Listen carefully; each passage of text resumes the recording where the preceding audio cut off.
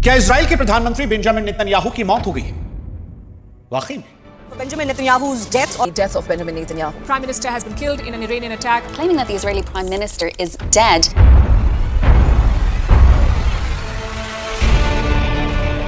और अगर मौत हो गई है तो क्या इजराइल उनके फेक एआई वीडियोस बनाकर अपनी सेना के मनोबल को बचा रहा है?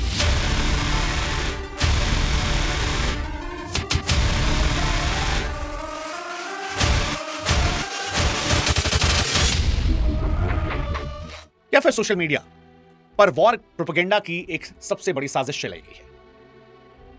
America Israel versus Iran war की शुरुआत अयतुल्ला खामनी की मौत से हुई थी, लेकिन अब ईरान दावा कर रहा है कि उसने नेतन्याहू को मारा है, उनके बंकर पर डायरेक्ट हिट करके। इतिहास गवाह है कि युद्ध के दौरान नेताओं के मरने की खबरें आती रही हैं। बड़े नेता अपनी मौत की खबरें खुद भी फैलाते हैं और छिपाते भी हैं। तो क्या यह वॉर प्रोपेगेंडा का हिस्सा है, वो जो सद्दाम हुसैन को लेकर सालों तक रहा, वो जो किम जोंग उन को लेकर आए दिन तक होता है? नेतन्याहू की मौत की खबरों के बीच में जब नेतन्याहू के वीडियो सामने आए तो सवाल बहुत सारे हो गए। सवाल क्योंकि लोगों ने जूम कर करके दावा किया कि नेतन्याहू का जो वीडियो है वो एआई वीडियो है, क्योंकि इस वीडियो में उनकी छठी उंगली दिख रही है। दावा किया कि पहले तस्वीरों में वो मोटे लगते थे, अब चेहरा जो है वो पिचक गया है। दावा किया कि कॉफी जो हाथ में पकड़ी है उसमें झाग नहीं है, ये एआई वीडियोस हो सकते हैं। कोई क्लैरिटी नहीं मिल रही। सवाल यह है कि क्या एआई टेक्नोलॉजी इतनी शातिर हो गई है कि मौत पर भी डीफेक का पर्दा डाल दे? सवाल यह कि क्या नेतन्याहू मर गए या वो जिंदा हैं, और अगर जिंदा हैं जैसा कि वो दावा कर रहे हैं, इजराइल दावा कर रहा है, फोटोज डाल रहा है, वीडियोस डाल रहा है, तो लोगों को शक क्यों हो रहा है? आज इन सारे दावों के बीच नेतन्याहू की मौत का फैक्ट चेक हम करेंगे। नमस्कार, मैं हूं शुभांकर मिश्रा और इजराइल के प्रधानमंत्री बेंजामिन नेतन्याहू की मौत की खबर बहुत बड़ी खबर है। यह बड़ी खबर इसलिए है क्योंकि मोसाद की दुनिया भर में पहचान यही है कि वो अपनों को बचाकर चलता है। हालांकि ईरान इस बीच में मोसाद के कई जासूसों को फांसी दे रहा है, वो जासूस जो ईरान में रहकर इजराइल अमेरिका को अंदर की जानकारियां दे रहे थे। लेकिन इन सारी जानकारियों के बीच में बेंजामिन नेतन्याहू की मौत की खबर सबसे बड़ी है, क्योंकि नेतन्याहू को मारने की कोशिश कई गल्फ कंट्रीज में देश लगातार कर रहे थे। ऐसे में अगर वो मर गए तो युद्ध का निर्णायक मोड़ होगा, और अगर वो जिंदा है तो फिर ये सवाल क्यों? इस कहानी की हम शुरुआत करें उससे पहले हमारी आपसे गुजारिश है कि आप हमारे व्हाट्सएप चैनल से जरूर जुड़िएगा, ताकि हमारा आपका रिश्ता और मजबूत हो सके। और आप में से लोग लाखों करोड़ों की संख्या में हमारे वीडियोस देखते हैं, हमारे चैनल से भी जुड़िएगा। आप जुड़ेंगे, ताकत बढ़ेगी। फिलहाल 8 मिलियन के परिवार के लिए आपका शुक्रिया। आप सवाल करते हैं उन थ्योरीज को लेकर, क्या इजराइल में जो बंकर पर हमला हुआ था उसमें नेतन्याहू की मौत हो गई थी, और वो कौन सी 3 थ्योरीज है जिनमें मौत का दावा किया जा रहा है? तो देखिए, ये सच है कि ईरान ने इजराइल के आसमान में धमाका किया और तस्वीरें आई तबाही की। तबाही कई जगहों पर दिखाई पड़ी, और उसी तबाही में एक दावा आया कि ईरान का एक हमला नेतन्याहू के सीक्रेट बंकर पर हुआ है। इंटरनेट इसके बाद हिल गया। यह दावा हुआ इजरायली प्रधानमंत्री मर गए। इजराइल सरकार की खामोशी ने इसे और बढ़ा दिया। सवाल उठने लगे, क्या इजराइल अपनी नेता की मौत को छिपा रहा है? फिर इजराइल की तरफ से कई वीडियोस सामने आए, लेकिन उन वीडियोस में लोगों ने सवाल उठाने शुरू कर दिए। जैसे पहला वीडियो आया तो लोगों की नजर हाथ पर गई। लोगों ने दावा किया कि नेतन्याहू 5 उंगली दिखा रहे थे, लेकिन छठी उंगली दिख रही है। अब मसला क्या होता है कि अगर आप एआई वीडियोस बनाते हैं तो कई बार उसमें थोड़े बहुत ग्लिच आते हैं। लोगों ने कहा ये एआई के जरिए है क्या, वो जो छठी उंगली दिख रही है। फिर दूसरा शक कई लोगों ने उनकी 2 तस्वीरों की तुलना करके किया कि देखिए, पुराने वीडियोस के मुकाबले वो उनकी चेहरा अलग है, हूबहू नहीं दिख रहे, मोटे पतले हैं। कई बार हम शक्ल होने की वजह से भी ऐसा होता है, कट टू कट सेम नहीं है। और फिर एक कॉफी वाला वीडियो जिसमें नेतन्याहू कॉफी पीते दिखाया गया कि वो जिंदा है, लेकिन लोगों ने कहा कि उस कप में झाग नहीं है। नेतन्याहू की जैकेट की जिप जो है वो भी गायब है। क्या ये तीनों चीजें इशारा कर रही हैं कि नेतन्याहू मर गए हैं? जो दावा है वो सच है, और इजराइल सिर्फ अपनी सेना के मनोबल को बचाने के लिए इस मौत की घटना को नॉर्मल करके दिखा रहा है कि नहीं, जिंदा है, देखिए एआई के जरिए। या फिर ये डिजिटल वॉर प्रोपेगेंडा का हिस्सा है? ये सवाल इसलिए भी है क्योंकि बड़े नेताओं की मौत को छिपाना पॉलिटिकल स्ट्रेटजी का हमेशा से हिस्सा रहा। आप इतिहास के पन्नों को पलटिए, बड़े बड़े नेताओं की मौत को छिपाना एक सोची समझी चाल रही है, सदियों पुराना आजमाया हथियार है। इसे साइकोलॉजिकल वॉरफेयर कहते हैं, दिमागी युद्ध। सद्दाम हुसैन के बारे में सालों तक चर्चा रही कि उनके कई हमशक्ल हैं। पुतिन के बारे में चर्चा चलती है कि अलग अलग हमशक्ल है जो अलग अलग जगहों पर जाते हैं। पुतिन को लेकर तब तक चर्चा होती है कि कौन वाला असली है। वो जिस देश में जाते हैं वो असली वाला जाता है, नकली वाला जाता है। ऐसे ही नॉर्थ कोरिया के तानाशाह किम जोंग उन का उदाहरण, हर 6 महीने खबर आती किम जोंग उन मारा गया, और फिर वो सामने आते हैं। युद्ध दुनिया में कहीं भी होता है, सबसे बड़ा युद्ध इंफॉर्मेशन वॉरफेयर का होता है।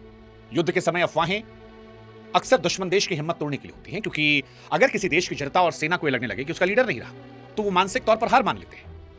नेतन्याहू के मामले में भी ये खेल खेला जा रहा है। अब ये खेल कौन खेल रहा है? ईरान खेल रहा है या इजराइल खेल रहा है? ईरान जो दावा कर रहा है कि नेतन्याहू को मार दिया, या इजराइल जो दिखा रहा है वीडियो जिंदा है? अगर वो मर गए और ये एआई वीडियो है तो क्या उसी मनोबल को बचाने के लिए है? इसका सच क्या है? सच हम बताते हैं। देखिए, जो दावे इंटरनेट पर किए जा रहे हैं छठी उंगली को लेकर, जिसे नेतन्याहू की मौत का सबसे बड़ा सबूत माना जा रहा है, उसे जब साइंस की भाषा में कई एक्सपर्ट्स ने देखा और हमने कई सारे डॉक्टर्स के एनालिसिस को पढ़ा, तो डॉक्टर्स का यह दावा है कि वो मांस वाला हिस्सा जो अंगूठे के नीचे होता है उसे हाइपोथिनर कहते हैं और एक खास एंगल पर मुड़ने पर वो उंगली जैसा भ्रम पैदा करता है। रही बात मोटापे की, तो दुनिया में इसे लेंस डिस्टॉर्शन कहते हैं कि जब कोई वीडियो वाइड एंगल से शूट होता है तो चेहरा थोड़ा चौड़ा भारी दिखता है, उसे लोग डीफेक के तौर पर देख रहे हैं। हालांकि 100% नहीं हो सकता, ये दावा किया जा रहा है कि ये थ्योरी हो सकती है। जांच में यह भी पाया गया कि वीडियो 99% असली है। ग्रॉक ने दावा किया, जो टेक्नोलॉजी ग्रॉक के जरिए है एक्स पर, उसने 99% पाया कि यह असली है। लेकिन ग्रॉक एलॉन मस्क का है, एलॉन मस्क अमेरिका के हैं, अमेरिका इजराइल के कब्जे में है, ये बात सब जानते हैं। अब कॉफी वाला वीडियो जो था जिसमें कप का झागना हिलना, जिप का गायब होना, उसे कुछ थ्योरीज आ रही हैं कि क्वालिटी और कंप्रेशन खराब थी, इस वजह से कई बार हलचल गायब हो जाती है। अब ये थ्योरीज इजराइल के सपोर्टर्स की तरफ से दी जा रही है जो उन्हें जिंदा बता रहे हैं। लेकिन इसी थ्योरीज को लेकर यह दावा किया जा रहा है कि वो मर गए, क्योंकि इतने सारे कोइंसिडेंस क्यों। और इजराइल भी तो साबित करने की कोशिश कर रहा है ना बार बार कि देखो जिंदा है, देखो जिंदा है। क्या वो जिंदा है? देखिए, डिजिटल जासूसों की माने तो कईयों को लगता है वो मर गए, कईयों को लगता है जिंदा है। और ये इसलिए है क्योंकि आज हम एक ऐसे दौर में जी रहे हैं जहां पर हर व्यक्ति के पास स्मार्टफोन है, हर कोई अपने आप को डिजिटल डिटेक्टिव समझने लगा है। इसे साइंस की दुनिया में कंफर्मेशन बायस कहते हैं, जिसका मतलब है आप किसी चीज पर पहले से यकीन कर चुके होते हैं।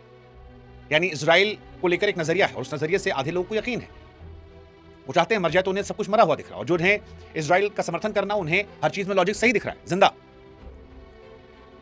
लेकिन एक लॉजिक जो यहां निकल कर आता है वो ये है कि इजराइल दुनिया में तकनीक के मामले में सबसे मास्टर देश है। क्या इजराइल इतनी बचकानी गलती करेगा कि एक वीडियो में छठी उंगली छोड़ दे? शायद नहीं। वो टेक्नोलॉजी में बहुत बहुत बहुत आगे मुल्क है, दुनिया के कई सारे मुल्कों से बहुत आगे। ऐसे में जो बातें हम और आप समझ सकते हैं, या एक 10-15-20 हजार रुपए में काम करने वाला वीडियो एडिटर, क्या उससे वो नहीं समझेंगे, वो ऐसी गलती करेंगे? देखिए, टेक्निकल जांच और एक्सपर्ट्स की राय को देखिए तो नेतन्याहू के जिंदा होने के प्रमाण मजबूत है। वो हमला हुआ होगा, लेकिन शायद वो मरे नहीं, ऐसा टेक्निकल एक्सपर्ट्स मानते हैं। ये थ्योरी आ रही है। डिजिटल युग की सच्चाई यही है कि जो दिखता है वो हमेशा सच नहीं होता, और सच को पहचानने के लिए सिर्फ आंखों को नहीं, दिमाग को ठंडा करना पड़ता है। समझदारी की जरूरत होती है, क्योंकि युद्ध के मैदान में सच्चाई सबसे पहली चीज होती है जो शायद शहीद हो जाती है। हमारी कोशिश थी कि हम आपको ये समझाएं कि नेतन्याहू मरे या जिंदा है।